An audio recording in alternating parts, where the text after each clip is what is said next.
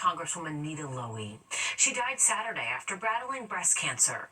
Lowey served in Congress from 1989 to 2021, representing parts of New York City as well as Westchester and Rockland counties. She was the first woman to chair the powerful House Appropriations Committee.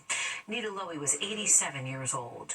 Governor Hochul has ordered flags to be flown at half-staff. And in a statement, she said, as a freshman member of Congress, Nita helped show me the ropes as I was learning how to navigate Washington. She was a tireless fighter for the state of New York and never stopped working to deliver for the people of Westchester and Rockland. Well, the Vatican releasing the first photograph of the Pope in more than a month, and it shows Francis sitting in a wheelchair in front of a hospital chapel altar. Vatican officials say the 88-year-old was celebrating Mass with some other priests. Doctors say his condition is no longer considered life-threatening, but it is complex. The Pope was hospitalized February 14th with a severe case of bronchitis, which then later developed into double pneumonia. Runners took on a new route for this year's New York City Half Marathon. For the first time, participants crossed the Brooklyn Bridge. Fox 5's Meredith Gorman hit the course with the athletes. More than 28,000 people hit the ground running at the 2025 United Airlines New York City Half Marathon, and were cheered on by spectators all over the course. Nice running weather. Yeah, I think. Perfect weather. So fun to see everyone out running. I wish I could do it, but, here to support. The half marathon featured a new course this year, taking the runners over the Brooklyn Bridge for the first time as part of the 13.1-mile route through Brooklyn and Manhattan. It also took them along the FDR Drive and through Times Square, which was close to traffic, before reaching the finish line in Central Park. It was something that I'll never forget. It was a beautiful course, lots of beautiful people, lots of beautiful stories and challenges along the way. This starts our training season for the year, for the big day in November, and it's amazing to see New Yorkers come out and see other New Yorkers and people from all around the world come for this race. Lots of runners out there testing their physical and mental strength. I have never run the United Half. I've always wanted to, and I got to this year, and I had a goal in mind. I was running for charity, Room to Grow. I wanted to do really well for them, and I think I hit my goal. So I'm really, really excited. Meredith Gorman, Fox 5 News. Yeah, congrats to all of them. All right, a step closer to making it home. 2 astronauts now have a ride back to Earth when Butch Wilmore and Sunny Williams will make their journey home. And beers are already green in anticipation of St. Patrick's Day. A look at how the city is prepping for the big parade. And Tina Cervasio joining us now for a look at what's coming up. Clock News. Well, the reinforcements have arrived. Cheers and hugs all around as 2 astronauts stuck in space for 9 months, finally getting some relief. Butch Wilmore and Sunny Williams went into space last June. They were only supposed to be there for a week, but their spaceship had some other plans. They now have been there for 9 months. They're expected back home this week. First, they have to show their replacements the ropes. Jen has had a great journey up here, about 28 hours to get back up to the space station, and I cannot tell you the immense joy of our crew when we looked out the window and we saw the space station. Yeah, can you imagine? It's like, get me out of here. Wilmore and Williams will get into their own SpaceX capsule when they return to Earth. All right, this is your one reminder. Do not forget to wear green tomorrow. It's St. Patrick's Day and everybody's Irish tomorrow. Preparations are underway for the big parade up Fifth Ave, but celebrations are really already underway. Stephanie Bertini takes us to some of the Sunday night festivities. The green beer is already flowing inside Bedford Falls, a bar on the Upper East Side, where some are starting to celebrate St. Patrick's Day already. And you're celebrating the eve? You have to celebrate the eve of every holiday, of course. And I see you're already eating your purse. On March 17th around the world, St. Patrick's Day is celebrated. In Manhattan, preparations were underway on this Sunday for the big parade. Every year, millions come out. This is video from last year's parade up Fifth Avenue. The parade, one of the oldest traditions in New York City. It's been running for more than 200 years. To be exact, this year will mark the 264th year. The NYPD wants the public to know that several road closures will be in place. The parade starts at 44th and ends at 79th. The majority of it runs up 5th, where spectators will line the streets.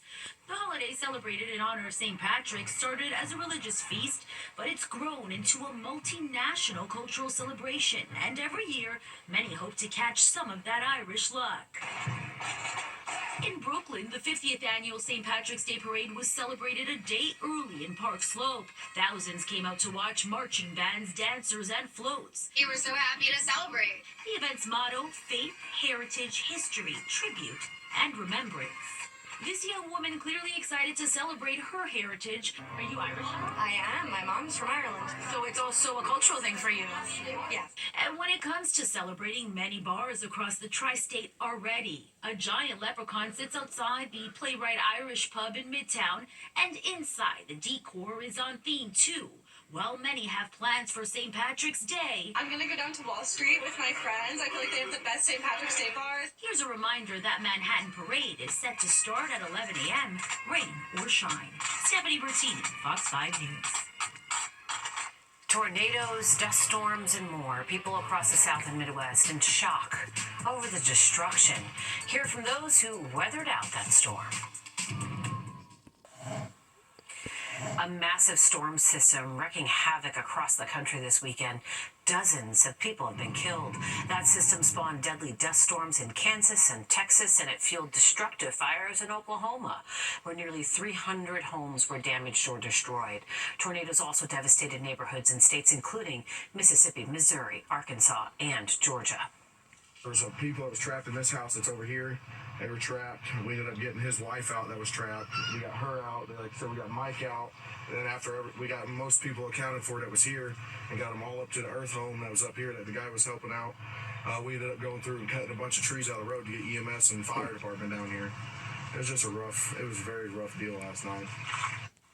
So that system began Friday, and it earned an unusual high-risk designation from weather forecasters. All right, let's bring in our own weather forecaster, Audrey Puente, here now with our forecast. Hey, Audrey. Hi, Teresa. Well, that same system is headed in our direction and will bring us a good amount of rainfall overnight tonight. But today, we spent the day mostly dry. Lots of clouds in place, but we were able to warm it up to 61 degrees in Central Park. That is above average for this time of year. Not quite the record high. That was 82 degrees back in 1990. It's pretty comfortable outside as far as temperatures are concerned. We're in the 50s across Long Island, same thing up towards Bridgeport. Hudson Valley checking in at 63, and Poughkeepsie at 66 in Sussex, and 66 also in Newark with 58 down the shore in Belmar. Now, all of these temperatures are running much milder than they were at this time yesterday, and tomorrow we're in store for another day with above average temperatures for this time of year. Now, our winds are picking up in speed. Right now, they're running between 15 and 20 miles per hour on average. However, here's a look at some of the wind gusts, up to 33 in Islip, 34 miles per hour in Central Park, 28 in White Plains, and 30 in Bridgeport. So the wind advisory will continue just for the Jersey Shore now. It's been discontinued for areas north and west of the city. It's along the shore here when the front starts to push in tonight, where we could experience wind gusts up to 50 miles per hour. So you'll hear it howling outside your window. So we have rain now enveloping parts of the area, mostly across Long Island, Jersey Shore, into Connecticut. A little bit of a break now in the Hudson Valley, but there's a line, at least a stronger line of showers and some thunderstorms working out of eastern Pennsylvania, heading for the Hudson Valley and shortly into northwest New Jersey too. So this will all be pushing from west to east here overnight tonight. So you'll hear the rainfall, the howling winds, and you could hear a rumble of thunder too, as there is the threat of a couple of isolated thunderstorms. Now, they won't be quite as strong or severe as they've been experiencing out towards our west over the last few days, but drier weather will work in behind the front. That will get in here for tomorrow afternoon, setting us up for a really nice couple of days starting on Tuesday and Wednesday here. So look at the Futurecast, shows the front here. It'll be pushing through tonight. Now, it's going to be slow to move through, so we're going to see lots of rainfall overnight tonight, and that rain will still be with us for tomorrow morning's commute. Here we are at 6 a.m., and it's still raining along the Jersey Shore, Long Island, and Connecticut, so it'll be a wet morning commute for you. The showers kind of linger through lunchtime. The clouds remain off to the west, and the rain doesn't really push offshore until tomorrow night, so we'll continue to be wet across areas east of the city, but west of the city, we should stay dry with more in the way of cloud cover. Here comes the clearing line coming in late tomorrow night. That will set us up for a very nice day on Tuesday and Wednesday, feeling very spring-like across the region. And again, temperatures are going to stay above normal for this time of year. Healthy amount of rainfall is expected here, anywhere from 1 to 2 inches, even over 2 inches across parts of Long Island. We kind of need the rain. We're running about 4 inches below normal for this time of year. Tomorrow, St. Patrick's Day, if you're planning to head to the parade, it'll be a wet start, but the rain should taper off and we'll be with lots of clouds, and temperatures will be in the upper 50s as we move through the parade route. High temperatures mostly in the 50s tomorrow. Excuse me, these are our lows. They look like highs, but there are lows tonight. Tomorrow, we're looking for highs close to the upper 50s to low 60s, and then it looks nice for Tuesday and Wednesday with plenty of sunshine. We start spring on Thursday morning. Turns a little cooler on Friday, but we'll be back feeling like spring over next weekend. Teresa, over to you. All right, Audrey, thank you. Get ready for a detour. The Central Park Loop about to be under construction when the project is expected to be complete.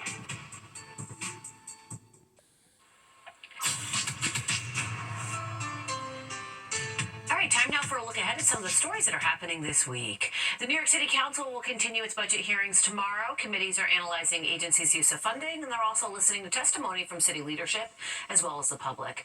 Those hearings begin on March 5th, and they go through next week. The Central Park Loop is getting a makeover. Construction beginning tomorrow on a multi-million-dollar redesign. It aims to reconfigure the space to keep pedestrians and bicyclists safe and also away from each other. There's also a lane for walkers and runners, a slow bike lane as well as a fast bike lane. The redesign tackles East 90th and East Drive all the way to West 96 and West Drive. Project is expected to be done by the end of April. And it is a sign of spring. The DC Cherry Blossom Festival kicks off on Thursday, and it's going to run through April the 13th. The National Park Service expects peak bloom between the 28th and the 31st. So you don't have much time there, but a little bit. All right, the 10 o'clock news continues. We're back right after this. It's a time-honored tradition that might even bring a little bit of luck this St. Patrick's Day. The Chicago River has officially turned emerald green.